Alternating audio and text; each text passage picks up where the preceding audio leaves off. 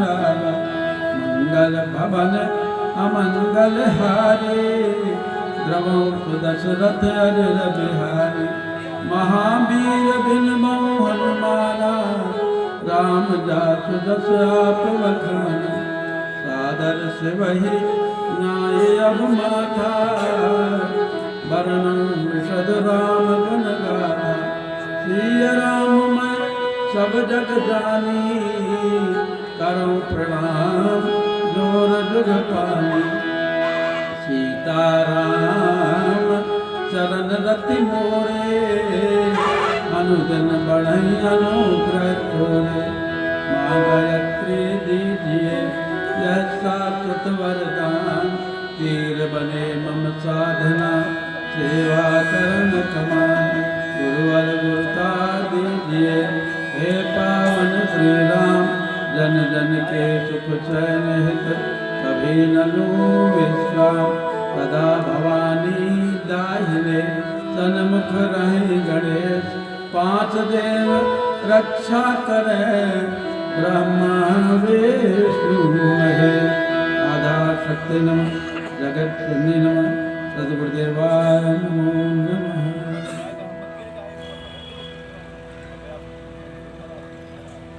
पावन विद्या पुराण कथा के ज्ञान यज्ञ की बेला में समुपस्थित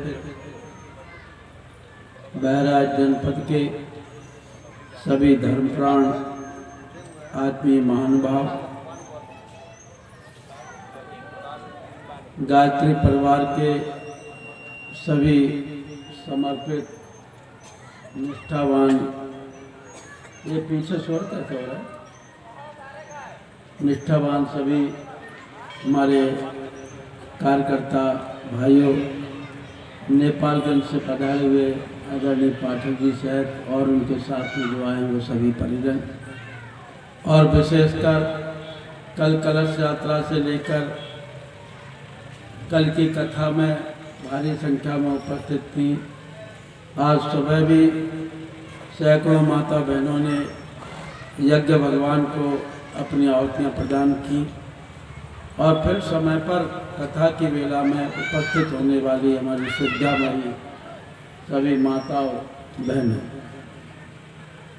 स्नेही बाल गायत्री कुंज में कार्यक्रम मैंने खुद दिया है, इन्होंने लिया नहीं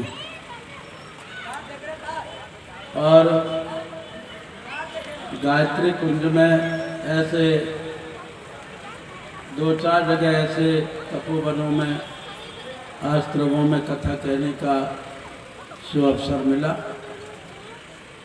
और उसी के अंतर्गत यहाँ पावन प्रज्ञा पुराण की कथा की कुछ बूंदें आप तक छिड़की जा रही हैं। इसके माध्यम से सत्संग कर रहे हैं और सत्संग से हमको दो चीज़ों का बोध होता है। एक तो 83,99,999 योनियाँ हमने बिताई और 84 लाख योनियों में आते हुए हमने अपनी आत्मा की चिट्ठी को जाने किन किन लिफाफों में भरा, जाने किन किन योनियों से होकर के हम आए। कभी बकरी बने, भेड़ बने, बैल बने, गाय बने, नील गाय बने, कुकर शुकर भी बने, मच्छर मक्खी भी बने। तब भगवान ने हम पर कृपा की और बड़े भाग्यों वाला यह अनुदान हमको दिया। बड़े भाग मानस तनु पावा जोरा जोरा लागा सदग्रंथन गावा नरकन सम नहीं कबन्यु देही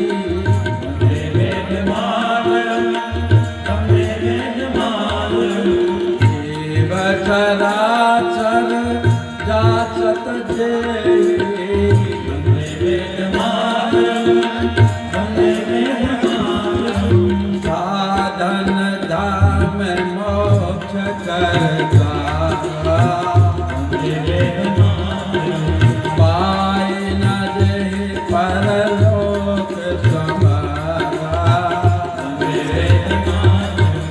जन्म जन्मांतरों का जब पुण्य जागृत हुआ तब भगवान ने उपहार स्वरूप हमको यह मनुष्य शरीर दिया। 3 चीजें होती हैं, एक इनाम है, एक पुरस्कार है और एक उपहार है। इनाम किसे कहते हैं? किसी से खुश हो गए, किसी काम से थोड़ा सा ईगो कम करना और उसको जेब में से निकाल करके कुछ दे दिया, आवाज को बढ़ाओ, जेब में से निकाल करके कुछ दे दिया, अरे वाह तुमने बहुत अच्छा काम किया, ये इनाम। तो मनुष्य शरीर इनाम भी नहीं है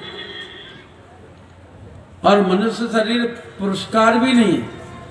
पुरस्कार किसे कहते हैं? खिलाड़ी किसी कंपटीशन में जीत जाता है या परीक्षा में कोई अव्वल नंबर आ जाता है, फर्स्ट डिवीजन फर्स्ट पोजीशन में आता है तो उसे पुरस्कार दिया जाता है, कंपटीशन में निकला है। लेकिन उपहार किसे कहते हैं? उपहार किसी के विशेष कार्यक्रम में जाएं, विवाह शादी में, गृह प्रवेश में, किसी संस्कार में और कुछ भेंट दी जाए उसको उपहार कहते हैं। तो मनुष्य जीवन उपहार है, इनाम नहीं है, पुरस्कार नहीं है। जन्म जन्मांतरों का पुण्य जब कभी उदय हुआ तब भगवान ने मनुष्य शरीर दिया। और कितना बेशकीमती, इतना बेशकीमती उपहार कोई वैज्ञानिक बना नहीं सका। यह मस्तिष्क रूपी टैप रिकॉर्डर, आपका यह रिकॉर्ड हो रहा है, आप अपने फोन में भी रिकॉर्ड कर रहे हैं, लेकिन ये टैप रिकॉर्डर तो बहुत कम है, बहुत कम ये रिकॉर्ड करेगा। लेकिन खोपड़ी रूपी टैप रिकॉर्डर में बचपन से लेकर के यौवन तक की यादें, बुढ़ापे तक की यादें भरी हुई हैं। कितना बढ़िया टैप रिकॉर्डर दिया। आंखों जैसा कैमरा कोई बना नहीं सका। इस कैमरे में तो पासपोर्ट साइज आएगा, छोटा सा फोटो आएगा, लेकिन आंखों रूपी कैमरे में चींटी चींटी बराबर दिखाई देती है, हाथी हाथी बराबर दिखाई देता है। कानों जैसा टेलीफोन, एक आदमी बोल रहा है, हजारों आदमी सुन रहे हैं। हाथों जैसी क्रेन मशीन, इससे आप रोटी का निवाला भी उठा लीजिए और इससे आप ईंटें पत्थर भी उठा लीजिए, बच्चों को भी उठा लीजिए, फूल को भी उठा लीजिए और ईंट को भी उठा लीजिए। भगवान ने हमको पेट जैसी गोदाम दिए। कितने वर्षों से कितनी चाय पी चुके, कितने अंगूर खा चुके, कितने के अकेले खा चुके, कितने क्विंटल अभी तक चावल खा लिए होंगे हमने, कितनी रोटियां चबा गए होंगे, कितने कचौड़ी समोसे पकौड़ी जाने कितने कितने पेड़े बालूशाही इमरती जलेबी खा गए होंगे, फिर भी ये गोदाम खाली की खाली। कितनी बड़ी गोदाम भगवान ने हमको दी है। भगवान ने हमको पैरों जैसी गाड़ी दी है, इसमें कोई डीजल पेट्रोल भरने की जरूरत नहीं। ये किचन में भी चली जाती है गाड़ी, बाथरूम में भी चली जाती है, ड्राइंग रूम में भी आ जाती है, मंदिर में भी जाती है, छोटी सी गली में भी चली जाती है और हाईवे पर भी चलती है पैरों रूपी गाड़ी। इतनी सुंदर गाड़ी कोई बना नहीं पाया। भगवान ने मन जैसा कंप्यूटर हमको दिया, हार्ट जैसा इंजन दिया, मुंह जैसा माइक दिया, दांतों जैसी मिक्सी मशीन दी और जीभ जैसा ट्रैक्टर दिया, बालों जैसी खेती दी और शरीर जैसा कारखाना भगवान ने हमको दिया। क्यों दिया? जिससे कि हम भगवान का कार्य कर सके। बड़े भाग्यों वाला यह अनुदान है। लेकिन इस अनुदान को भूल क्यों गए? क्योंकि एक और दूसरे बड़े भाग्यों वाली वस्तु है, वो हमने छोड़ दी है, उसको भुला दिया है। वो कौन सी है? एक तो मनुष्य देह है, दूसरी बड़े भाग पाए सतसंगा, नहीं प्रयास होई भवभंगा, सतसंग विवेक न होई, वेद मातरम, वेद मातरम, सुलभ न सोई, वेद मातरम, वेद मातरम, बड़े भाग पाए सतसंगा, मानस शरीर प्राप्त हो जाने के पश्चात संतों का संग, सत्संग होना जरूरी। सत्संग है ही सत्य, अर्थात जो सत्य के मार्ग की ओर ले जाए, असत्य अधर्म की ओर न ले जाए। और ये कार्य संसार के भौतिक आदमी नहीं कर सकते हैं, ये संत ही लोग कर सकते हैं। इन्हें संतों के संग, संतों का संग अर्थात सत्संग हम करेंगे तो हमारे जीवन में परिवर्तन आएगा, जैसा कहा गया है। संतन के संग लाग ले तेरी अच्छी बनेगी। संतन के संग लाग ले तेरी अच्छी बनेगी। अच्छी बनेगी तेरी बिगड़ी बनेगी। अच्छी बनेगी तेरी बिगड़ी बनेगी। तेरे बेड़ा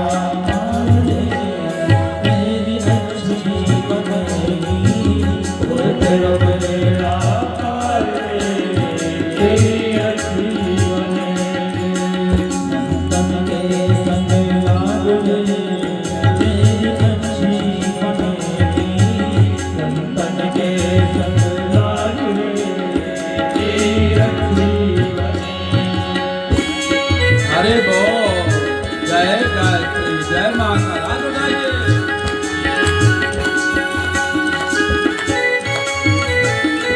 जय गायत्री, जय महाकाल।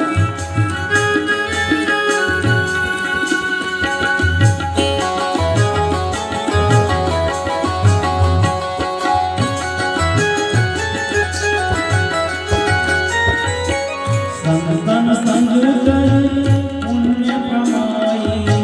संतन संग कर पुण्य कमाई। संतन संग कर पुण्य कमाई। संतन संग कर पुण्य कमाई। राम चरण अनुराग रे तेरी अच्छी बनेगी। राम चरण अनुराग रे तेरी अच्छी बनेगी।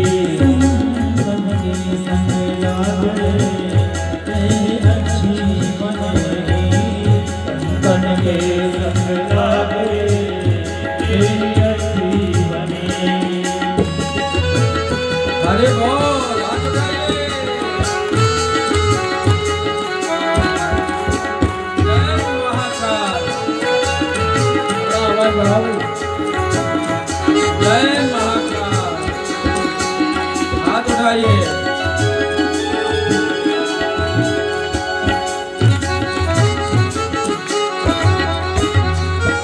जोगी बन गई प्रहलाद जी बन गई। जोगी बन गई प्रहलाद जी की बन गई। जोगी बन गई प्रहलाद जी बन गई। जोगी बन गई प्रहलाद जी की बन गई। हरि सिमरन में लाग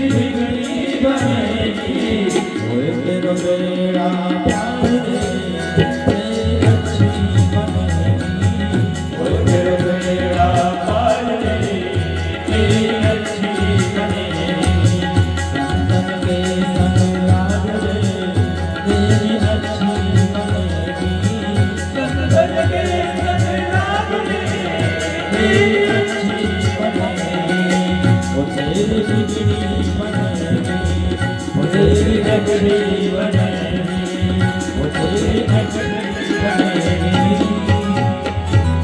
तो दो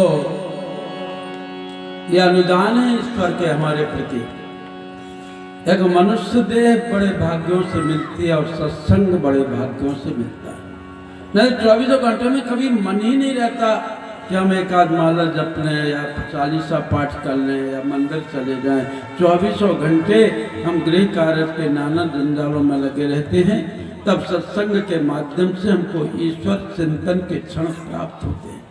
और कल कि 6 बजे से 9 बजे की शिफ्ट में बेला में आपने पावन प्रज्ञा पुराण कथा की उपयोगिता क्या है। प्रज्ञा पुराण 18 पुराण 18 उपपुराण होते हुए भी परम पूज्य गुरुदेव ने पावन प्रज्ञा पुराण क्यों लिखा, कैसे हम अपने जीवन को ऊंचा उठा सकते हैं इन सूत्रों के माध्यम से।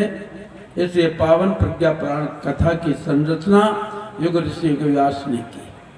3 गंगाएं इस धरती पर अवतरित हुई। 2 गंगा तो एक आप जानते हैं कि प्रत्यक्ष माँ भागीरथी गंगा है। भूप भगीरथ सुर सरियानी, भूप भगीरथ सुर सरियानी, तुम रात सकल सुमंगल खानी।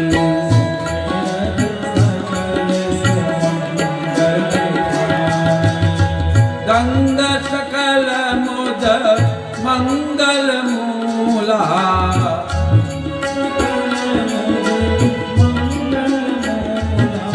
सब सुख करनी हरनी सब तोला, सब सुख करनी हरनी सब तोला। एक तो राजा भगीरथ धरती पर ब्रह्मा जी के कमंडल से निकाल करके भगवान विष्णु के पदनखों से स्पर्श करा के शंकर जी की जटा में जटा शंकरी बना करके और इस धरती को पवित्र बनाने के लिए पतित तारणी पाप हारनी के रूप में एक गंगा प्रवाहित हुई। और दूसरी गंगा जब माता पार्वती ने कहा कि मैं राम की कथा सुनना चाहती हूँ, तो भगवान श्री शिव ने कहा धन धन गिरि राजकुमारी,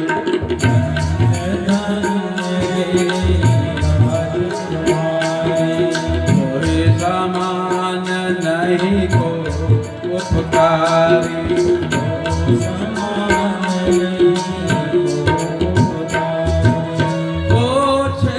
रघुपति कथा प्रसंगा,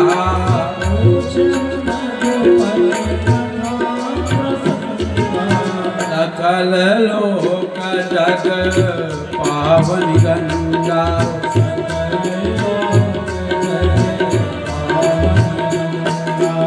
एक गंगा भगवान श्री शिव के मुखारविंद से प्रवाहित हुई, जो राम कथा के रूप में आज सारी दुनिया को पवित्र बना रही है।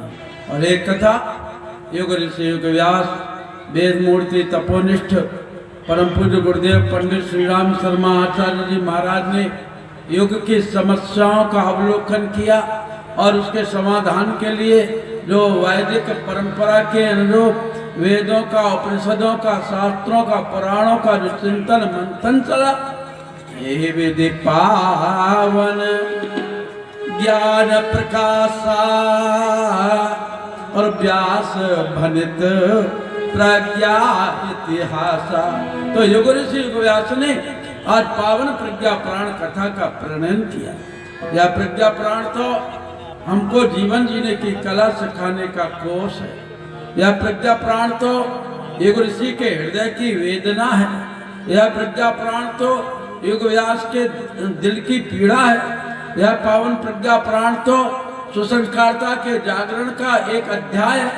यह पावन प्रज्ञा पुराण तो एक नर्सरी है जहाँ पर संस्कारों के बीज सुरक्षित हैं और यही बीज आगे चलकर के संस्कारों के बड़ वृक्ष के रूप में हरे भरे दूर से दिखाई पड़ेंगे। यह पावन प्रज्ञा पुराण कथा तो परम पूज्य गुरुदेव ने अपने चिंतन मंथन से हम लोगों को प्रदान की है। आइए ऐसे पावन प्रज्ञा प्राण कथा को, जो कि परम पूज्य गुरुदेव की वाणी है, जो हमारे आपके जीवन की कल्याणी है, जो हमको जीवन का बोध कराने वाली है, ऐसे पावन प्रज्ञा प्राण कथा में प्रवेश करने के पहले, आज द्वितीय दिवस का चिंतन देने के पहले पावन प्रज्ञा प्राण की कथा हम उसका बोध करें, महिमा सुने। उसी के साथ में यहाँ कोई विशिष्ट अतिथि पधारे हुए हैं, वो यहाँ पर आएंगे, व्यास वहाँ पर पुष्पांजलि करेंगे, उनको मैं माल्यार्पण करूँगा, तिलक लगाऊंगा और उनको परम पूज्य गुरुदेव का साहित्य दिया जाएगा। उन्हें थोड़ा बोल दें, फिर गीत होगा। बोले बोले गायत्री माता की। बड़े सौभाग्य की बात है कि हम सबके बीच में अपने ही प्रिय उत्तर प्रदेश सरकार में पूर्व कैबिनेट मंत्री रह चुके परम आदरणीय श्री मुकुट बिहारी वर्मा जी, जो हमारे मंत्री होने के साथ साथ अपने राजनीतिक जीवन के साथ साथ हमारे गायत्री परिवार के भी हर कार्यक्रमों में सदैव कंधे से कंधा लगाकर चलते रहे और मार्गदर्शन करते रहे, संरक्षण करते रहे। आज ऐसे वरिष्ठ प्रतिनिधि हमारे बीच में है, उनके द्वारा सबसे पहले परम पूज्य गुरुदेव वंदनीय माता जी को पुष्पांजलि के बाद उनका फिर माल्यार्पण, तिलक और परम पूज्य गुरुदेव का ज्ञान प्रसाद उन्हें समर्पित किया जाएगा। हमारे स्वयंसेवक कार्यकर्ता उन्हें पुष्प दे दें और पुष्पांजलि का मंत्र हमारे टोली के भाई लोग बोलेंगे। मंत्र नहीं बोलेंगे, गीत शुरू होगा। आइए प्रज्ञा प्राण की पावन महिमा सुने। भाई ये गायक का माइक बढ़ाइए भाई। नाम बगल वाला आदमी बोलता प्रज्ञा पुराण पावन गुरुदेव का बेचारा। प्रज्ञा पुराण पावन गुरुदेव का बेचारा। इसके ही दिव्य रस में, इसके ही दिव्य रस में हर भात को उबारा। प्रज्ञा पुराण पावन गुरुदेव का बेचारा। प्रज्ञा पुराण पावन गुरुदेव का बेचारा।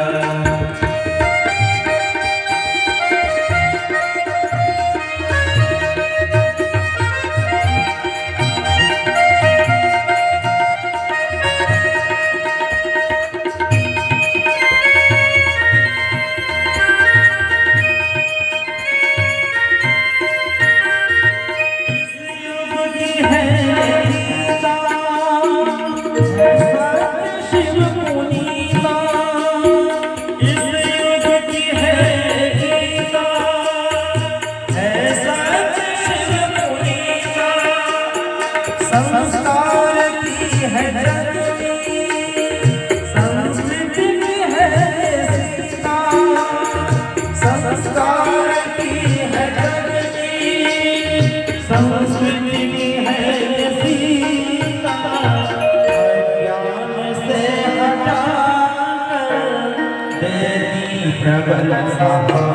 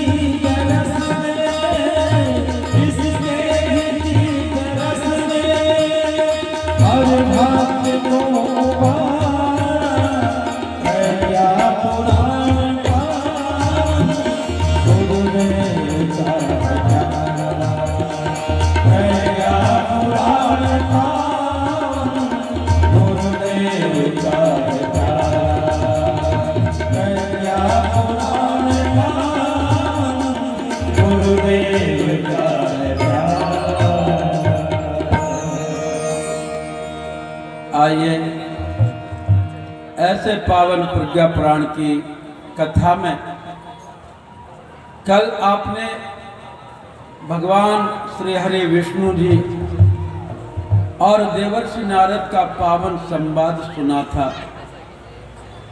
देवर्षि नारद ने संसार की समस्याओं का कारण और निवारण का निवेदन किया भगवान, और भगवान ने कारण बतलाया था। अचिंत चिंतना जाता अयोग्या चरणस तथा फलतः रोग शोकार्ति कलह क्लेश नासजम। अचिंत चिंतन अर्थात जो सोचना चाहिए वह नहीं सोचते, और अनुपयुक्त आचरण अर्थात जो नहीं करना चाहिए वह करते हैं। इसी कारण आज मनुष्य का जीवन जाल जंजालों में समस्याओं में फंसा हुआ है। नारद जी का भगवान इसका समाधान क्या है?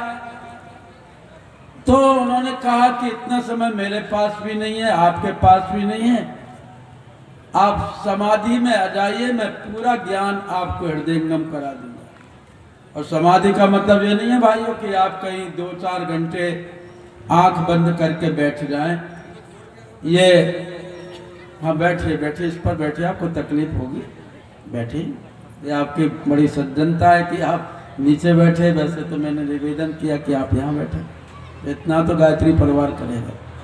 तो बंधुओं, मैंने आपसे निवेदन किया कि समाधि का मतलब ये नहीं है कि आंख बंद करके बैठ जाए, बल्कि समाधि का मतलब संसार में रहते हुए भी संसार का कार्य करें। यह योगी का परिचय है, यह योगी का स्वभाव। एक बार मथुरा में दुर्वासा ऋषि आए। गोपबालों ने यमुना किनारे उस तरफ से गोकुल से देखा कि महात्मा जी आए हुए हैं, तो हम उनके पास में जाके दर्शन करें। तो गोपबालों ने कृष्ण से पूछा, कृष्ण का आह्वान किया, कृष्ण भगवान को बुलाया। कृष्ण भगवान प्रकट हुए। कहा भगवान देखिए यमुना के उस किनारे पर दुर्वासा ऋषि बैठे हुए, हम उनकी सेवा के लिए, उनके दर्शन के लिए पास में जाना चाहते हैं, उनको भेंट के लिए क्या ले जाएं? और तो भगवान कृष्ण ने कहा अपने यहाँ तो 9 लाख गौएं हैं, अपने यहाँ दूध की क्या कमी है? एक से एक बड़ी सात्विक विराट गौ माता है हमारे पास में, आप खीर बना करके ले जाइए। सोने के 5.25 किलो कटोरी में गोप ग्वाल खीर बना करके ले जाने लगे, और जैसे यमुना में पैर रखा तो डूबने लगे। यमुना गले गले तक भरी हुई थी। उन्होंने भगवान कृष्ण से कहा भगवान हम ये नदी कैसे पार करें? तो भगवान कृष्ण ने कहा ये यमुना मैया से कहो कि हे यमुना मैया, कृष्ण यदि बाल योगेश्वर हैं, कृष्ण यदि बाल ब्रह्मचारी हैं, कृष्ण ने कभी स्त्री का मुंह भी नहीं देखा हो, और कृष्ण हमेशा ब्रह्मनिष्ठ रहे हों, तो आप निकलने को हमको जगह दे। गोप ग्वालों का कन्हैया तू बचपन से ही बड़ा नटखट है, झूठा है, तू माखन खाता रहता था और माँ से कहता था मैया मेरी मैं नहीं माखन खाए, तेरे मुंह में मिट्टी भरी रहती थी, और तू गोपियों के साथ में नृत्य करता था, उनकी मटकी फोड़ता था, तूने 16,108 गोपिकाओं के साथ में रास रचाया है, तूने यशोदा मैया का दुग्ध पान किया है, और कहता है स्त्री को कभी छुआ भी ना हो। का कहो तो गोप ग्वालों ने डरते डरते कहा हे यमुना मैया, ये कृष्ण कन्हैया ये नटखट हमसे झूठ बुलवा रहा है, अगर ये बाल योगेश्वर है, बाल ब्रह्मचारी हैं, तो आप हमको निकलने के लिए जगह दे दो। कंठ तक भरी हुई यमुना घुटनों घुटनों तक हो गई। दरवासा जी के पास में पहुंचे, खूब बढ़िया उनका नमन वंदन किया, उनके सामने नैवेद्य के रूप में खीर रखी, और दुर्वासा ऋषि ने पूरा खीर का कटोरा उठाया और 5.25 किलो खीर बढ़िया चटकारे लेकर के उन्होंने ग्रहण की। अब गोप जाने लगे, उनसे विदा होकर तो यमुना फिर कंठ तक का अब कैसे जाए? दुर्वासा ऋषि से प्रार्थना की, कहा क्या कह के आए थे? हम ये कह के आए थे, कृष्ण ने हमसे झूठ बुलवाया था कि वो यदि बाल योगेश्वर हो तो निकलने की जगह दे दो। तो दुर्वासा ऋषि ने कहा कि अभी यमुना मैया से कहो कि हे यमुना मैया, दुर्वासा हमेशा दूबई का रस पीते हो, दूरवा के रस के सिवा और कभी उन्होंने कोई स्वाद नहीं लिया हो, तो आप हमको निकलने के लिए जगह दे दो। कहा महाराज वो तो नटवर नागर है, वो तो झूठ बोला ठीक है, लेकिन आप तो इतने बड़े महात्मा होकर के झूठ बोल रहे हो। अभी अभी आपने काजू किशमिश इलायची केसर से संयुक्त बढ़िया गाय की दूध की खीर का पान किया है और आप कह रहे हैं कि कभी और कोई पदार्थ स्वाद लिया भी ना हो। कहो तो फिर गोपालन का है यमुना मैया, ये इतने बड़े महात्मा जी हमसे झूठ बुलवा रहे हैं, आप हमको निकलने को जगह दे दो। यमुना फिर घुटनों घुटनों तक हो गई। भगवान कृष्ण से जाकर के कहा ये मामला क्या है? कृष्ण भगवान ने कहा कि यही योग है, यही समाधि है, संसार में रहते हुए भी संसार से लिप्त मत हो, देखो भालो तको मत, बोलो चालो बको मत, खाओ पियो थको मत, चलो फिरो थको मत। ये है योग, ये है समाधि। समाधि का मतलब ये नहीं कि एक जगह आंख बंद करके बैठ जाओ।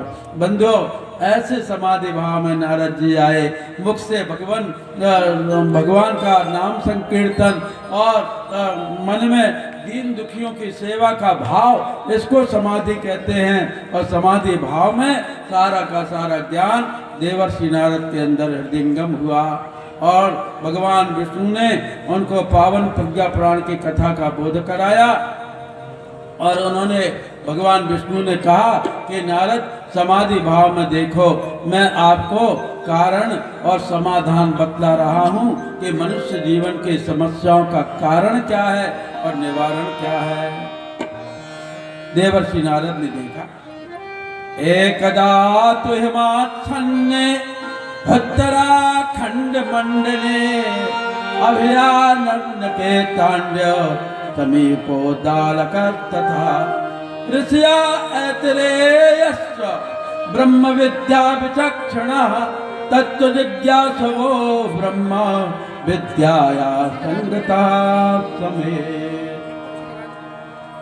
एक बार हिमाच्छादित उत्तराखंड के अभयारण्य में तांडव समीप उद्दालक ऐतरेय वशिष्ठ विश्वामित्र दुर्वासा वैशंपायन मार्कंडेय कश्यप भारद्वाज याज्ञवल्क्य अगस्त्य चंद्रमा ऋषि शुक सनकादि ऐतरेय इत्यादि बड़े बड़े ज्ञानी भक्त ऋषि मुनि एकत्रित हुए। और बंधुओं, वहाँ क्या हुआ? आज गायत्री का प्रसंग चलने वाला है, तो गायत्री माता विराजमान हुई। बोलिए वेद माता गायत्री की। तो बंधुओं, वहाँ पर इतने ऋषि एकत्रित हुए और उन्होंने क्या किया? वो ऋषि विचार करने के लिए एकत्रित हुए। बंधुओं, दो चीजें हैं, एक विचार है, एक विकार है। विकार में आदमी फंसता है तो अंधकार की ओर जाता है, और किसी बात पर विचार करता है तो उसको प्रकाश की प्राप्ति होती है। तो सारे ऋषि मुनि वहां पर विचार करने के लिए एकत्रित हुए। आज व्यासपीठ पर कौन विराजमान है? पिप्पलाद। पिप्पलाद कौन है? जिन्होंने पीपल के पत्ते खा करके तप किया। जैसे परम पूज्य गुरुदेव ने 24 वर्षों तक 24 लाख के 24 गायत्री महापुरुषण अर्थात 24 लाख के 24 बार गायत्री मंत्र का जाप किया एक साल में। वैसे ही जैसे दुर्वासा ऋषि ने दूरवा का रस पान किया, जैसे कन्नु ऋषि ने गेहूं या अन्न के दाने बीन बीन करके सेवन किया, जैसे आप जानते हैं कि तमाम ऋषि कोई दूधाहारी होते हैं, कोई पवाहारी होते हैं, कोई जो है खड़ेश्वरी होते हैं, तो ऐसे ऋषि होते हैं। तो ये ऋषि कौन है? ये पिपलाद ऋषि जिन्होंने पीपल के पत्ते खा करके तप किया। पहले के ऋषियों का जीवन प्रकृति से जुड़ा रहता था। आज हम प्रकृति से कोसों दूर हो गए। आज हमको एसी की आदत पड़ गई। कार में एसी, कमरे में एसी, कहीं जाएंगे तो ट्रेन में एसी, लग्जरी बस में एसी, और एसी ने हमारी वैसी कर दी कि मैं कह नहीं सकता। आदमी तन मन से दुर्बल हो गया। थोड़ा ही मौसम प्रतिकूल होता है कि मनुष्य खांसी सर्दी जुकाम का शिकार हो जाता है, बुखार में पड़ जाता है। ये तो गायत्री परिवार वालों को परम पूज्य गुरुदेव ने पता नहीं कहां से ऊर्जा दे दी, नहीं तो हमारा तो सबका बार बार पानी बदलता रहता है। अभी हम पिछले 15 दिन पहले बॉम्बे में थे, वहां से आए तो दिल्ली में रुकना पड़ा, वहां से आए मेरठ गए, मेरठ से नोएडा गए, नोएडा से जैसे ही आए वैसे ही पता लगा कि बहराइच आना है, तो फिर हरदोई में रुके, हरदोई से रुके तो फिर लखनऊ में रुके। अब बहराइच से कोई कह रहे हैं कि अयोध्या भी दर्शन कर लो, आई हो तो अयोध्या जाएंगे। कहने का मतलब ये है कि ये जितने गायत्री परिवार के लोग बैठे हैं ये भाग दौड़ करते ही रहते हैं, लेकिन ना इनको सर्दी होती, ना जुकाम होता, ना बुखार होता, परम पूज्य गुरुदेव के कार्य में लगे रहते हैं। तो बंधुओं क्यों? क्योंकि हम सब प्रकृति से जुड़े हैं। ये नेपाल से आए पाठक जी भाई साहब। तो कहने का भाव यह है कि हम सब एक ऊर्जा से, कौन सी ऊर्जा? प्रकृति से जुड़े। आज हम प्रकृति को छोड़कर, नेचर को छोड़कर मेकअप के आदी हो गए। और बंधुओं, प्रकृति को छोड़ देने के कारण ही आज आदमी दीन है, दुर्बल है, असहाय है, अपने पूर्वजों की परंपरा को भूल रहा है। लेकिन पहले के ऋषियों का जीवन प्रकृति से जुड़ा रहता था। आज तो आर्टिफिशियल फूलों से सजाया जाता है, जैसे पीछे सजे हुए हैं, ये असली फूल नहीं है, ये नकली फूल है, लेकिन ये असली फूल है। अब ये देखो कितने सुंदर लग रहे हैं। आजकल तो पेड़ पौधे भी नकली आने लगे। वो यज्ञशाला में जो केले के खम्भे लगे हैं वो असली हैं कि नकली हैं? असली हैं, असली हैं। नहीं तो एक बार तो हम गए एक भाई के यहाँ, बाबूजी के यहाँ, तो वो नमस्ते करके भीतर गए तो बहुत देर तक बाहर नहीं उतरे, निकले। अब ये हरिप्रसाद जी को, नारायण जी को भूख ज्यादा लगती है। इन्होंने कहा भाई साहब क्या करें, वो तो आधे घंटा हो गया भीतर गए, आई नहीं। तो मैंने कहा देखो देखो, ये टोकरी थी वहाँ प्लास्टिक की, उसमें सेव, केले, अंगूर, आम रखे हुए थे। कहा हम इन्हीं के पते से आए, इन्हीं के घर आए, खाओ उठाओ, आएंगे तो कह देंगे भाई भूख लग रही थी। और जैसे ही इन लोगों ने आम, अंगूर, केले, सेव फल उठाए, वो सब प्लास्टिक के थे। प्लास्टिक के आम अंगूर सजे हुए ड्राइंग रूम में रखे थे। तो आज प्लास्टिक के ही पेड़ पौधे, प्लास्टिक के ही फल फ्रूट, प्लास्टिक की प्लेटों में खाने का रिवाज, और कागज के उसमें गिलासों में चाय पीने का रिवाज हो गया। पहले के राजे महाराजे सोने चांदी के बर्तनों में भोजन करते थे। अब तो सोना चांदी का बर्तन यदि कटोरी कोई देख ले तो रात में डाका पड़ जाएगा।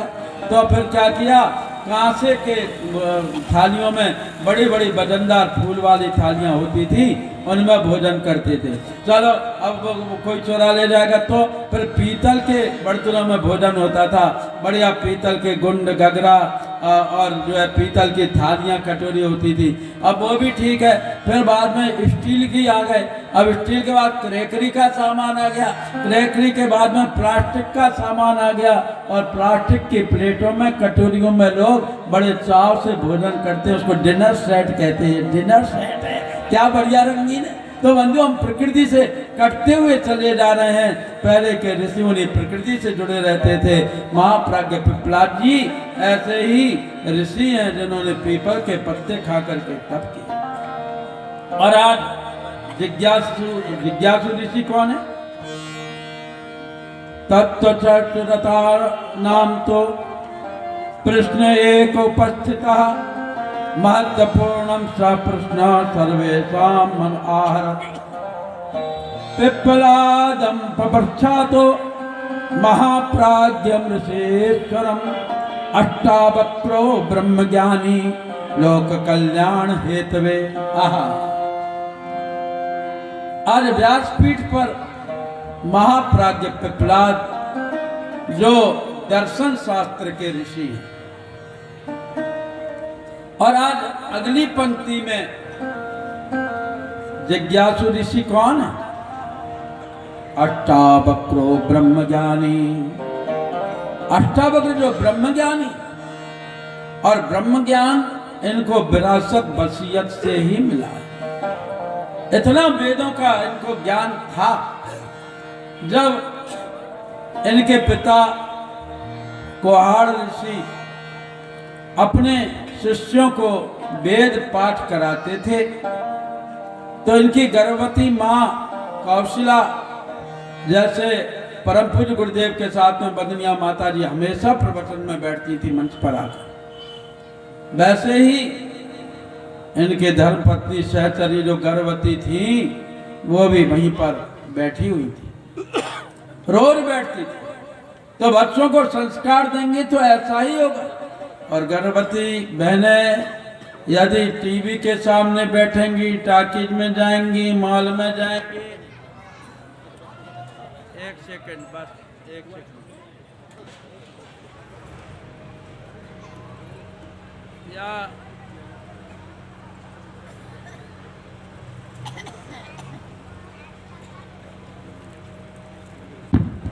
लड़ाई झगड़े करेंगी तो बच्चे भी वैसे ही होंगे। एक राक्षस की छाया कंस पर पड़ गई थी और कंस ने सारे कुल का सत्यानाश कर दिया। रावण का जन्म सांध्यवेला में हुआ था, परिणाम रावण का कुल सहित विनाश हो गया। तो बंधुओं, संस्कारों की परंपरा है। ब्रह्मज्ञानी अष्टावक्र भी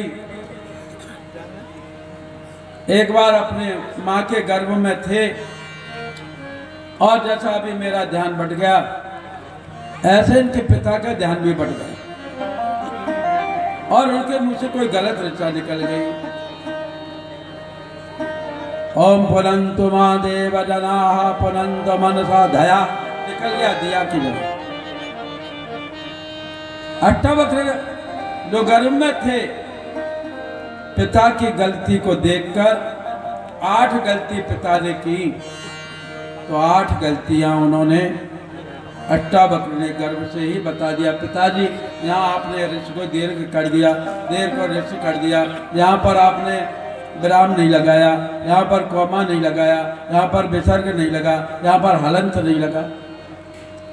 बाप को बड़ा संतोष हुआ कि मेरा बेटा बड़ा ब्रह्मज्ञानी पैदा हुआ। लेकिन जो ज्ञानी होता है वो अहंकारी होता है, और भक्त होता है वो निरंकारी होता है। उनके ज्ञान को ठेस पहुंची। उन्होंने हाथ में जल लेकर के श्राप दे दिया, रे मूर्ख, तो गर्भ में रह करके टेढ़ी मेढ़ी बातें कर रहा है, तूने मेरी 8 गलती बताई, जा 8 जगह से टेढ़ा हो गया। अष्टावक्र की गर्दन ऐसी हो गई, हाथ ऐसा हो गया, पैर ऐसा हो गया, 8 जगह से टेढ़ा हो गया। लेकिन उन्होंने गर्भ से ही कहा, पिताजी आपने मुझे शारीरिक रूप से विकलांग कर दिया तो क्या हुआ?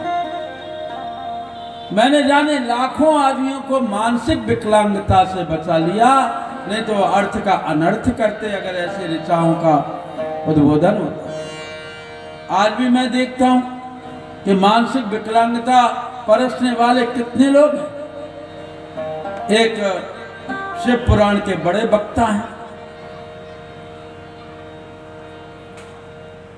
अब मैं नाम नहीं लेता, लेकिन उनका नाम न लेकर के सरनेम बता देता हूँ। मिश्रा जी कहते हैं। अब ओम नमः शिवाय जैसे वैदिक प्रभावकारी मंत्र को छोड़कर पता नहीं नमस्तुभ्यम शिवाय जाने कौन सा उन्होंने मंत्र दे दिया। और बेलपत्र बार ये लिखो तो ये टोटका हो जाएगा, ये लिखो तो ये हो जाएगा, ये लिखो तो ये हो जाएगा। ये हमारे व्यासपीठ पर बैठने वाले लोग आज भारत के लोगों को मानसिक विकलांगता परस्त रहे। कई लोग गायत्री मंत्र के साथ में जाने क्या क्या जोड़ देते, अभी मैं बताने वाला हूं। गायत्री मंत्र अपने आप में पूर्ण है, गायत्री मंत्र अपने आप में ठोस है, महिमा मंत्र है, उसमें जाने क्या क्या लगा देते। बंधुओं, आज तरह तरह की मानसिक विकलांगता परसी जा रही, उसके कारण हमारे भक्त लोग, श्रद्धालु लोग किन कर्तव्य विमूढ़ हैं। फलाने पंडित जी तो ये कह रहे थे और ये तो ये कह रहे हैं, हम क्या करें। उनने तो ये टोटका बताया था, ये तो ये बतला रहे हैं, हम क्या करें। आदमी बेचारा भगवान की भक्ति छोड़कर, ज्ञान की बात छोड़कर और भ्रम में पड़ा हुआ है।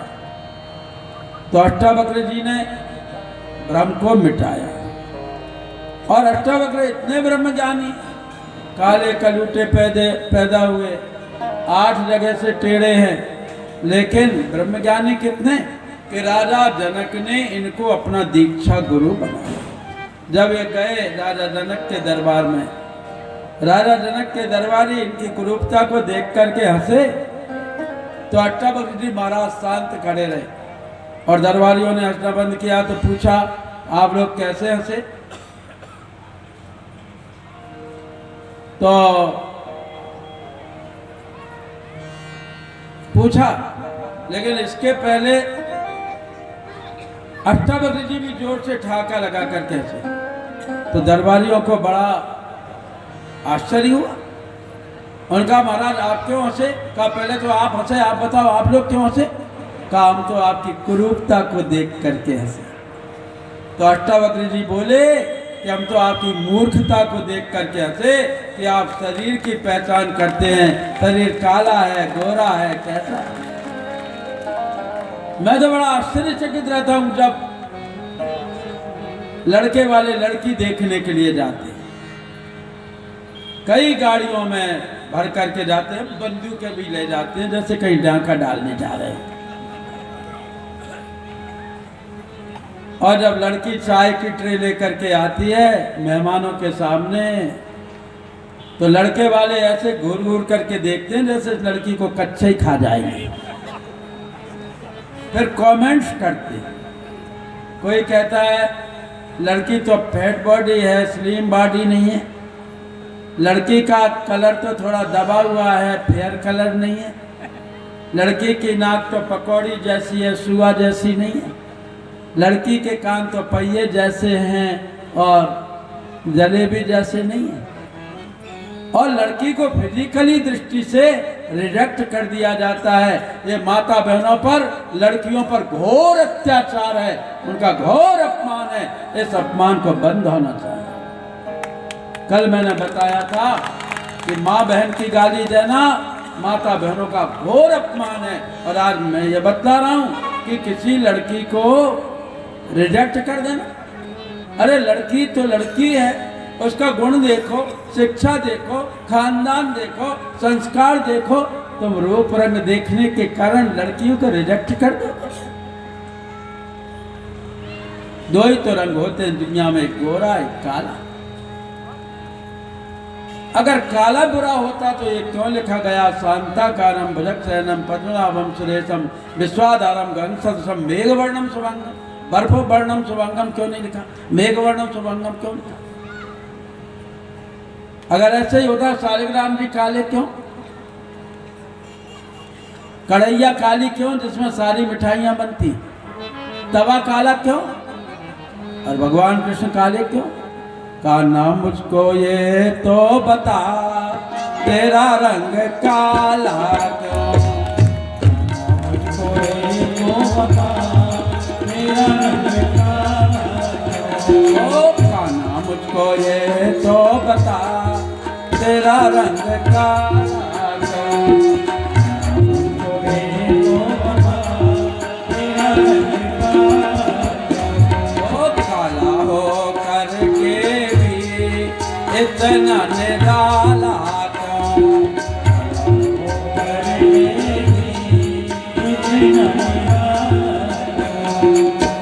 मैंने काली गैया का दूध पिया, मैंने काली यमुना जी में स्नान किया, ओ काला नाग नख डाला फिर भी तू काला क्यों।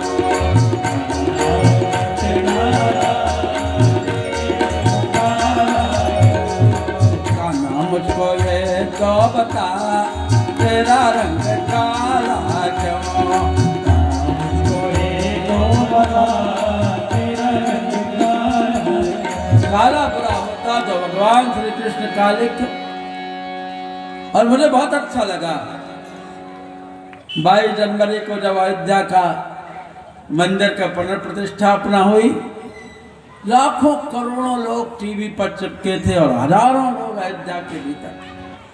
और जब भगवान श्री राम के दर्शन हुए तो सामने भगवान श्री राम जैसे हैं, जगह जगह जैसा वर्णन है, श्याम गौर सुंदर देव भाई, विश्वामित्र महानिधि पाई, श्याम गौर सुंदर देव भाई, सबरी पड़ी चरण लपटाई, गौतम श्यामल गौर शरीरा, क्षत्रिय रूप बड़ा बलवीरा।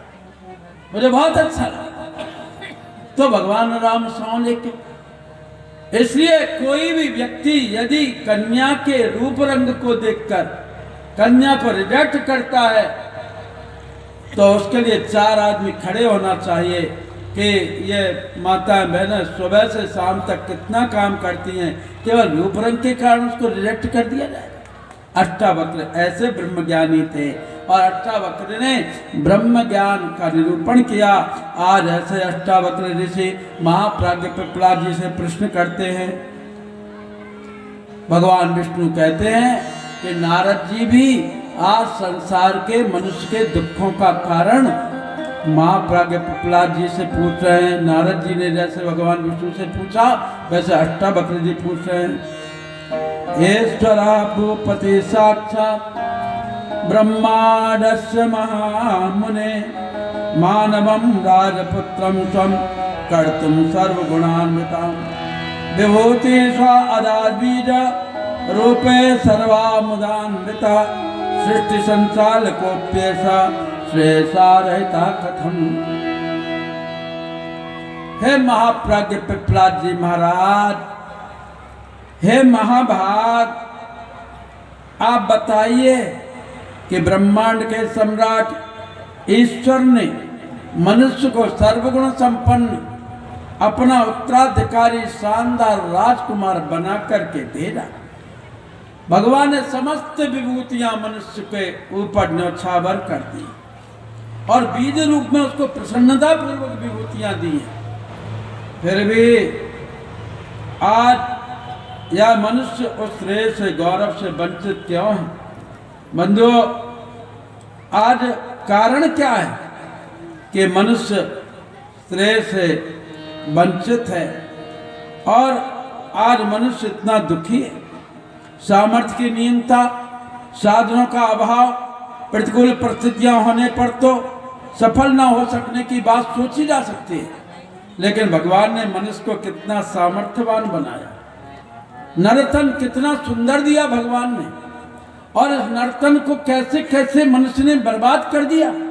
ये तो देखो, नर्तन जैसा कल्प वृक्ष, नर्तन जैसी कामधेनु, नर्तन जैसा अमृत और किसी मनुष्य को प्राप्त नहीं है। अरे मनुष्य कितना सामर्थ्यवान है, जैसे हाथी के कान पर भी अंकुश रख दिया। हाथी बहुत बड़ा बलवान होता है, इसने घोड़ा बहुत तेज चलता है, लेकिन घोड़े के मुंह में भी लगाम लगा दी, इसने कुत्ते के गले में भी पट्टा डाल दिया, इसने शेर को भी पिंजरे में बंद कर दिया, इसने गधे पर भी वजन लाद दिया, इसने बैल के नाक में भी नथ डाल दी, इसने भैंसा गाड़ी बना दी, इसने कितने बड़े बड़े चमत्कार बना करके खड़े कर दिए।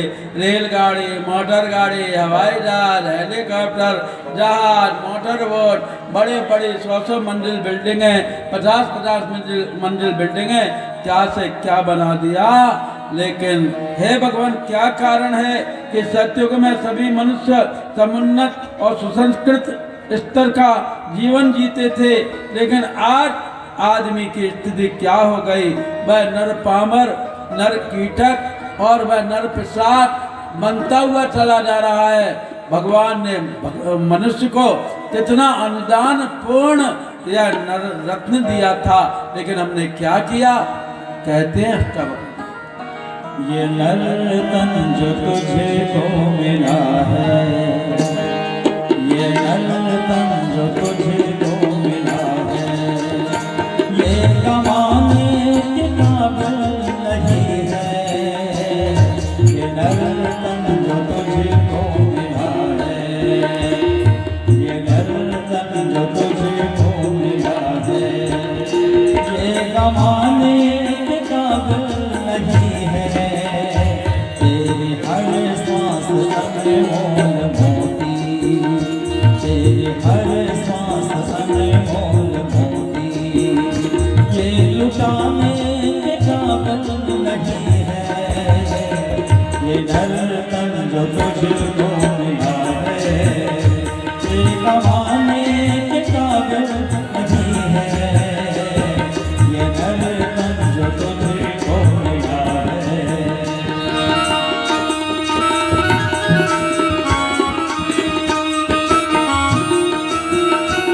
अरे बोल जय महाकाल, ताली बजाइए, हाथ उठाइए, जय गायत्री।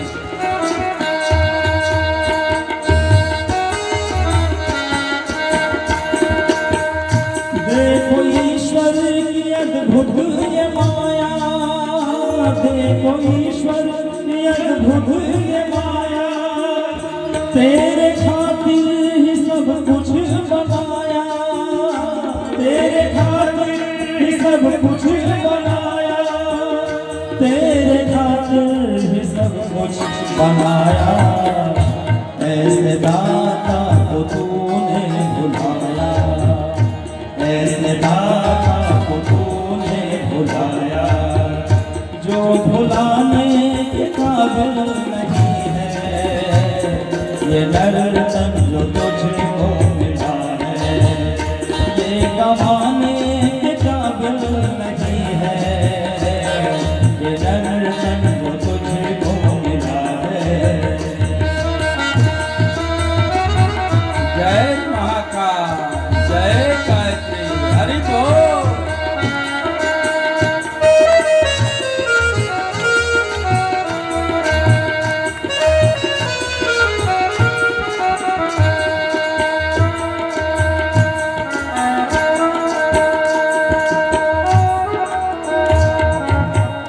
पशु जीते जिसे बात गवाए, पशु जीते जिसे बात गवाए, बाद मरने के भी काम आए, बाद मरने के भी काम आए, बाद मरने के भी काम आए। पर तेरा जिस्म मर कर किसी के, पर तेरा जिस्म मर कर किसी के काम आने के काबिल नहीं है। ये नर्तन जो तुझको मिला है, ये गवाने के काबिल नहीं है। तेरी हर सांस अनमोल मोती, तेरी हर सांस अनमोल मोती, ये लुटाने के काबिल नहीं है। ये नर्तन जो तुझको मिला है, ये गवाने के काबिल नहीं है। ये नर्तन जो तुझको मिला है, ये नर्तन जो तुझको मिला है, ये नर्तन जो तुझको मिला है। हाँ, ब्रह्मज्ञानी अष्टावक्र जी की जिज्ञासा बड़ी महत्वपूर्ण है। वो कहते हैं उच्चादर्शाय संसृष्ट मानवो यदि जीवते तरस्याम प्राणिनाम हेयस तरेण मनसा तथा अनात्मा शरणं कुर्यात् सृष्टि संतुलन तथा विकुर्यात् महादाश्चर्या चिंताया भिषत तथा। ये नर्तन भगवान ने कुछ विशिष्ट प्रयोजन के लिए दिया, लेकिन वह आज पशु वृत्ति में पढ़कर अपने जीवन को भूल रहा है। ये शाम न विद्या न तपो न दानम न ज्ञानम न शीलम न गुणो न धर्म ते मृत्यु लोके भुविवार भूता मनुष्य रूपेण मृगास्त्र। न ज्ञान है, न कर्म है, न भक्ति है, न आस्था है, न विश्वास है, न भक्ति है। और मनुष्य पशु भक्त हो गया। बताइए भगवान, उच्च प्रयोजनों के लिए सृजा गया मनुष्य तिर्यक योनियों में रहने वाले प्राणियों से अधिक है स्तर की मनस्थिति रखे, अनाथ आचरण करे। इसका मूल कारण क्या है? महाप्राज्ञ पिपलाद जी ने अष्टावक्र की जिज्ञासा को सुना और वे बोले, महाभागनते केवलम दीपयत्य हो अध्यात्म तत्व ज्ञान सार तथानुतापित भवन्तः सर्वे तस्य समस्यास्तुतं कारणं समाधानं शृण्वन्तु सावधानेन चेतसा। हे महाभाग, आपका प्रश्न न केवल अध्यात्म तत्व ज्ञान के सार तत्वों पर प्रकाश डालता है, वरन लोक कल्याणकारी भी है। लोक कल्याणकारी, लोक कल्याणकारी बंधुओं, कल भी मैंने बताया था आपसे कि देवर्षि नारद ने लोक कल्याण के लिए प्रश्न पूछा। लोक कल्याण के लिए ये पावन प्रज्ञा पुराण लिखा गया और राम कथा का प्रवाह क्यों चला? कथा जो सकल लोक हितकारी,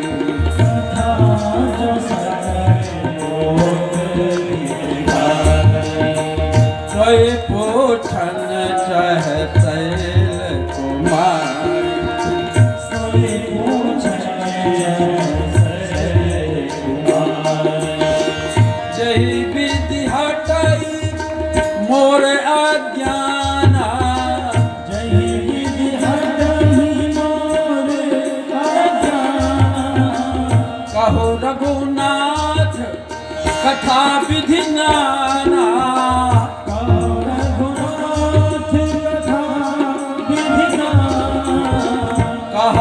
पुनीत राम गुण गाथा,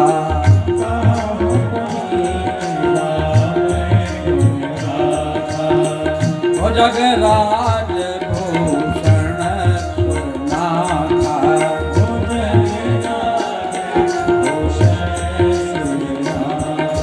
कथा जो सकल लोक हितकारी,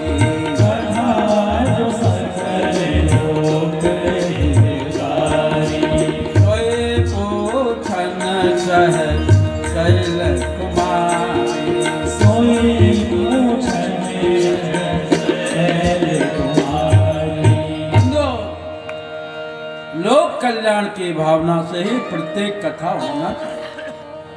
चढ़ावे की दृष्टि से नहीं, दान पुण्य लूटने की दृष्टि से नहीं, केवल बागजाल फैलाने के लिए नहीं, बल्कि लोक कल्याण है।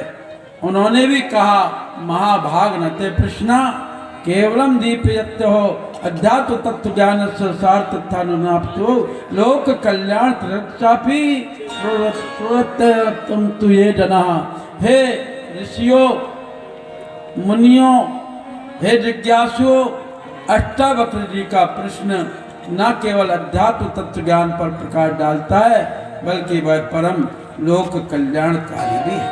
सुनिए, आज मनुष्य का जीवन गलित बंधनों से क्यों बंधा हुआ है, और इस बात को महर्षि बतलाते हैं।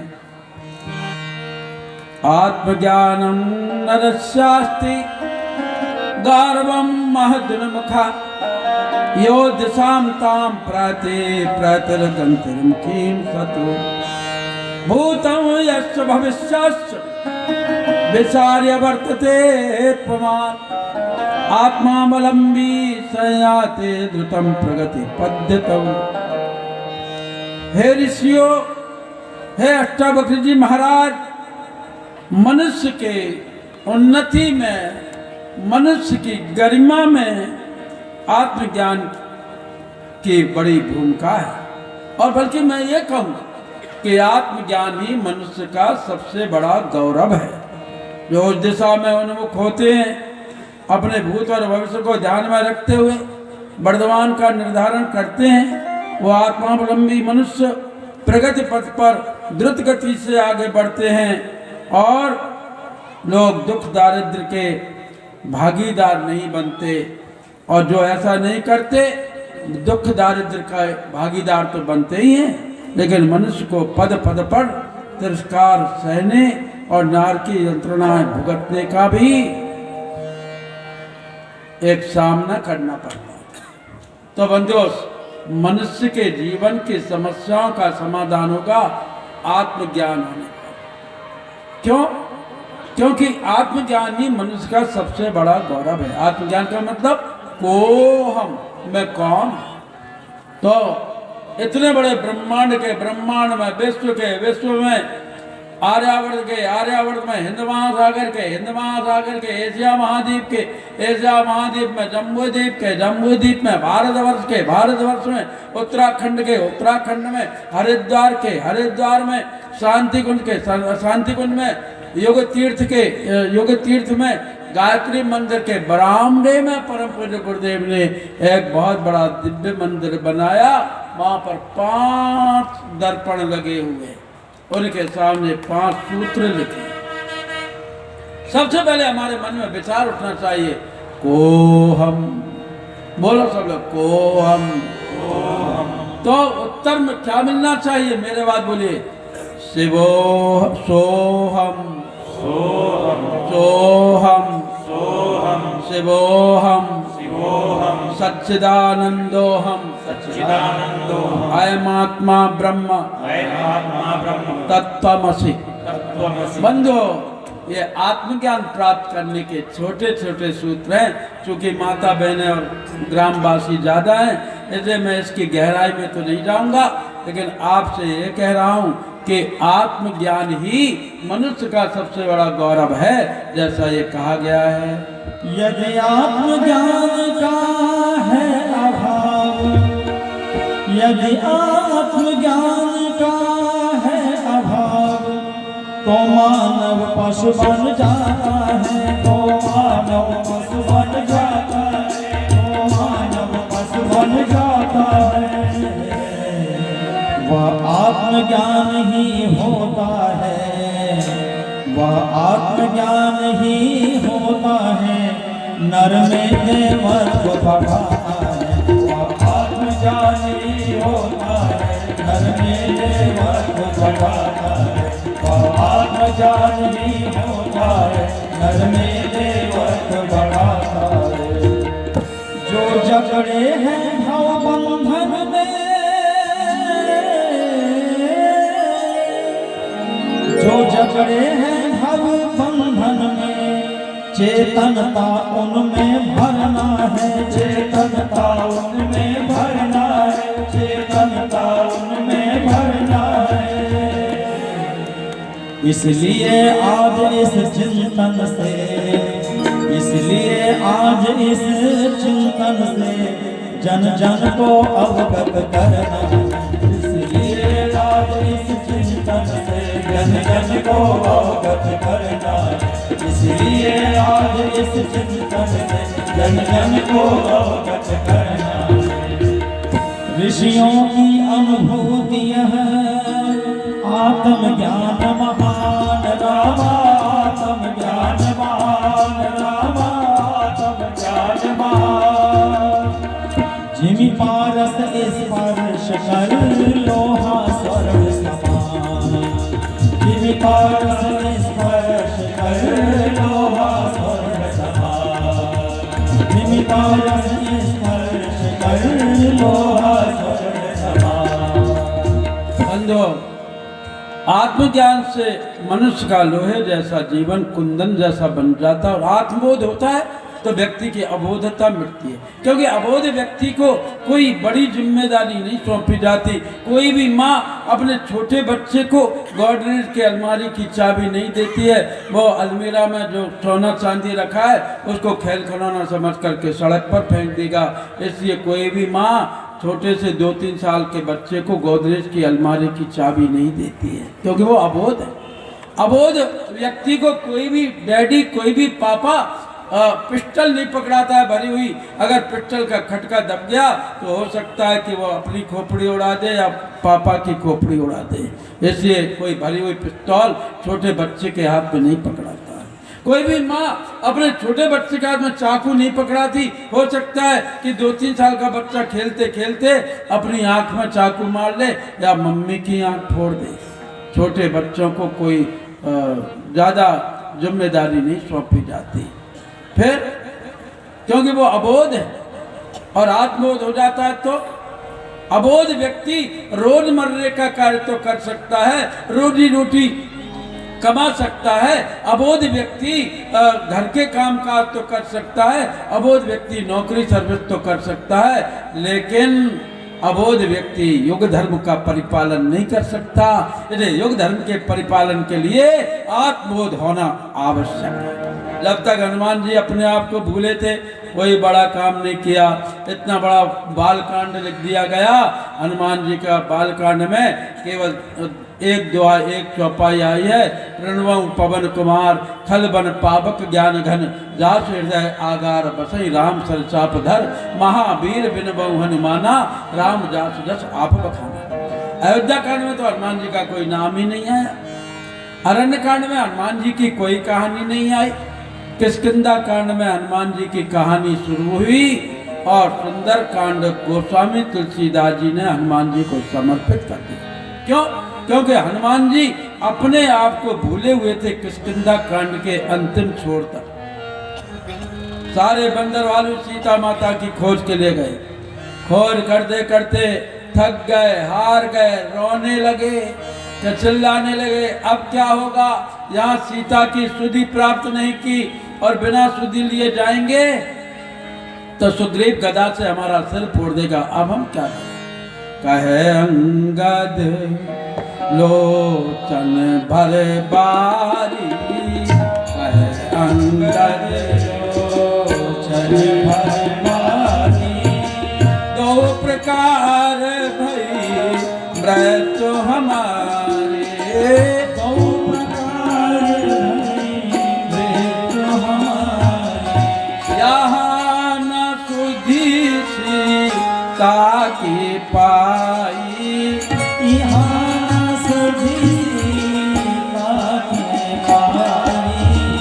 वहाँ जाए मारे कपिराई, वहाँ जाए मारे कपिराई। अब क्या होगा?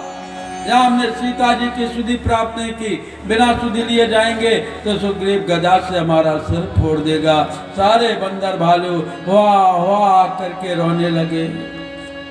वो बड़े बूढ़े थे, उन्होंने कहा भाई मरना ही है तो रो करके क्यों मरते हो? भगवान का कीर्तन करके मरो। सब लोग भगवान का संकीर्तन करने लगे। श्री राम जय राम जय जय राम, श्री राम जय राम जय जय राम, श्री राम जय राम जय जय राम, श्री राम जय राम जय जय राम, श्री राम जय राम जय जय राम, श्री राम जय राम जय जय राम, श्री राम जय राम जय जय राम, श्री राम जय राम जय जय राम, श्री राम जय राम जय जय राम, श्री राम जय राम जय जय राम, श्री राम जय राम जय जय राम के ध्वनि टापू में एक प्राणी सोया उठा, उसके कानों में पड़ी और उसकी नींद में बाधा उत्पन्न हुई। वो निकल करके आया, बड़े बड़े पंख, बड़े ऊंचे ऊंचे उसके पैर, बड़ी लंबी चोंच और लाल लाल आंखें करके कहा, कौन हो तुम? क्या कर रहे हो? मेरी नींद में बाधा उत्पन्न कर दी, सबकी खाल खींच दूंगा मैं अब अभी अपनी चोंच से। सारे बंदर भालू डरने लगे। ये और आफत आ गई, इधर कुआ इधर खाई, अब क्या करें? उसने पूछा कौन हो तुम? सबने कहा हम हैं बंदर भालू। क्या कर रहे हो? भगवान का कीर्तन। क्यों? सीता जी की सुधि प्राप्त करना है। तो उसको गुस्से में भी हंसी आ गई। सीता जी की सुधि प्राप्त करने के लिए केवल कीर्तन करोगे कि कुछ और भी करोगे? का क्या करना है? का अरे तुमको पता नहीं है, राष्ट्र का निर्माण सपनों के तानों बानों से नहीं, लहू और लोहे से होता है। तुमको कुछ शर्त पूरी करना होगी। का कौन सी शर्त? कि जो ना घई सत जो जन सागर करे सो राम काज मत आगर। जो 100 योजन समुद्र को लांघने की क्षमता रखता हो वही भगवान का कार्य करेगा। अब तो सारे बंदर वालों की चिट्टी पिट्टी गुम हो गई। अब क्या होगा? एक आध तालाब होता तैर जाते, एक आध नदी होती पार कर जाते, लेकिन ये 100 योजन समुद्र को कौन लांगे? फिर भी उन्होंने शरीर बल का बखान किया। बंधुओं, चारों प्रकार का बल आत्मज्ञान के द्वारा जागृत होता है। शरीर बल, मनोबल, आत्मबल, ब्रह्म बल। शरीर बल का मतलब है कि हम कार्य करते करते थकते नहीं हैं। आज तो आदमी बैठे ही बैठा थक जाता है, बैठे ही बैठे 10 बार हाथ पैर बदलता है, बैठे ही बैठे जुमाई लेता रहता है। आज शरीर बल है? नहीं, आज शरीर बल नहीं है मनुष्य के अंदर। शरीर तो रोगों का घर बन करके रह गया। एक होता है मनोबल। आदमी जितना आज शारीरिक रूप से रोगी नहीं है, उतना वो मनोरोगी है। काम, क्रोध, लोभ, मोह, द्वेष, दंभ, भय, ईर्ष्या, असूया, कुंठा, चिंता, मुसीबत, परेशानी, जाने कितनी बीमारियां मनुष्य के मनोरोग के रूप में है। और बंधो, आत्मबल किसे कहते हैं? स्वेच्छा से सिद्धांतों के प्रति समर्पित हो जाने का नाम आत्मबल है। आप सब लोगों के यहाँ सोफा सेट होगा, पलंग होंगे, चेयर होगी, लेकिन थोड़ी देर के लिए आप आत्मबल संपन्न बन गए कि चलो हम थोड़ी देर 1-2 घंटे नीचे ही बैठ लेंगे, इसको आत्मबल कहते हैं। और ब्रह्मबल किसे कहते हैं? ब्रह्मबल का मतलब है इस जीवन का परम लक्ष्य है परमात्मा की प्राप्ति। और परमात्मा की प्राप्ति स्वार्थी आदमी को नहीं होती, परमार्थी को होती है। परमार्थ के लिए जो किया जाता है उस आत्मज्ञान का नाम है ब्रह्मबल। लेकिन आज परमात्मा की प्राप्ति कोई नहीं करता। आज तो कोई भी भगवान की बात नहीं करता। भगवान की बात कहोगे तो तुम सेकुलरिज्म नहीं रह जाओगे, सेकुलर नहीं कहलाओगे, संप्रदायवादी बन जाओगे। अगर भारतीय वेशभूषा पहनोगे तो भगवाधारी कहा जाने लगोगे। फिर जो है तुमको राष्ट्र में वो बात प्राप्त नहीं होगी, जाने क्या क्या होगा। तिलक लगा लोगे तो पंडित जी कह करके चढ़ाएंगे। आज आदमी भगवान की ओर जाता ही नहीं। बोलो परम पूज्य गुरुदेव का अवतार हुआ और उन्होंने अच्छे पढ़े लिखे लोगों को, शहर के लोगों को मुंबई में नहीं देखा। बड़े से बड़ा सेठ, बड़े से बड़ा आदमी, नेता धोती पहन करके यज्ञ में आकर के बैठा 1000 कुंडों पर। वो तो परम पूज्य गुरुदेव हैं जिन्होंने शिखा स्थापन करा दी। वो तो परम पूज्य गुरुदेव हैं जिन्होंने यज्ञ पवित्र बना दिया। वो तो परम पूज्य गुरुदेव हैं जिन्होंने सबके सिर पर तिलक लगवा दिया। वो तो परम पूज्य गुरुदेव हैं जिन्होंने गायत्री माता की जय बुलवा दी। वो तो परम पूज्य गुरुदेव हैं जिन्होंने सबको यज्ञ का अधिकार दे दिया। नहीं तो बंधुओं कौन किसको? आज भगवान की बात कोई नहीं पूछता। आज तक मुझसे किसी ने नहीं पूछा कि दुबे जी आपने 108 रामायण के पाठ कैसे किए, आपको A to Z रामायण कैसे कंठाग्र। आज तक मुझसे किसी ने नहीं पूछा कि आपको गीता के श्लोक कितने हैं। किसी ने नहीं पूछा कि 925वीं कथा आप यहाँ भगवती कुंज में कैसे कर रहे हैं। आज तक किसी ने नहीं पूछा कि आपने कितने यज्ञों का संचालन किया, कितने देशों में गुरु जी के प्रचार के लिए गए। कोई भी पूछते ही नहीं है। हर आदमी एक ही बात पूछता है, आप करते क्या है, पैसा कितना मिल जाता है। ना पूछता कोई हमसे कि आपकी उल्फते अल्लाह कितनी है। ना पूछता कोई हमसे कि आपके उल्फते अल्लाह कितनी है। सब पूछते हमसे यही कि आपकी तनख्वाह कितनी है। सब पैसे की बात करते हैं, धन की बात करते हैं, दौलत की बात करते हैं, भगवान की बात कोई नहीं कहता। और बंधुओं मैं आपसे क्या कहूँ, कोई भी भगवान की चेतना की बात नहीं करता। इसलिए जो परमार्थ जो ब्रह्मबल है वो है भगवान की ओर अपने जीवन को लगाना। ये आत्मज्ञान का प्रमुख सोपान। और जब शरीर बल का बखान करते करते हार गए, किसी ने कहा मैं 10 योजन जा सकता हूँ, किसी बंदर भालू ने कहा कि मैं 20 योजन तैर सकता हूँ, किसी ने कहा मैं 40 योजन छलांग लगा दूंगा, किसी ने कहा मैं 60 योजन जा सकता हूँ, किसी ने कहा मैं 100 योजन जा सकता हूँ, लेकिन आ नहीं सकता कि अंग दिखाई जाऊँ मैं पारा जिय संशय पुनी फिरती बारा। सबने अपना अपना बात कही। तब जामवंत जी ने देखा कि इनमें कोई है जिसके अंदर के आत्मशक्ति को, आत्मज्ञान को, आत्मबोध को जागृत कर दिया जाए। था तो, लेकिन वो इंसान कानों में उंगली दिए बैठा था। जामवंत जी ने उसी को झकझोरा कि कहा ये रे छपति सोना हनुमाना। हनुमान जी ने कानों में उंगली दे दी, मुझे नहीं सुनना, कोई बड़ा काम बता दोगे। कहा चुप साधे रहे हो बलवाना, मैं बलवान नहीं हूँ। जामवंत जी ये क्या कह रहे हो, पवन तन है बल पवन समाना। मेरे अंदर ऐसा कोई ताकत, ऐसा कोई बल नहीं है। बल विवेक विज्ञान निधाना, मेरे अंदर ऐसा कोई बल विवेक ज्ञान विज्ञान नहीं है। कवन सकाज कठिन जग माही, जो नहीं हो ही तात तुम पाई। हनुमान जी ऐसा कौन सा काम काज है जो तुम ना कर सकते हो। हनुमान जी कहा जामवंत जी अपने वचन वापस लो, शब्द वापस लो। मेरा जन्म काम काज के लिए नहीं हुआ, मेरा जन्म तो राम काज के लिए हुआ है। जामवंत जी ने कहा यही तो मैं कह रहा हूँ हनुमान कि तेरा जन्म काम काज के लिए नहीं हुआ, तो राम काज लगी तो अब तारा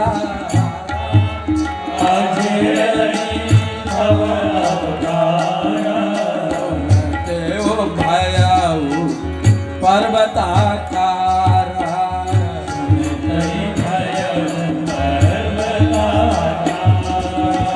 सिंहनाद कर बरहि बारा, सिंहनाद कर बरहि बारा।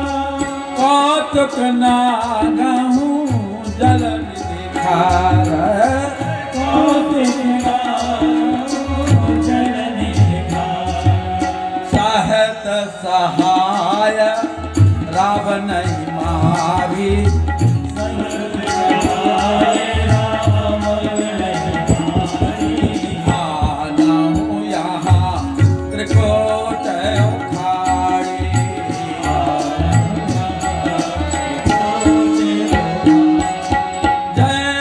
हनुमान ज्ञान गुण सागर, जय हनुमान ज्ञान गुण सागर। जय कपीस तिहु लोक उजागर, जय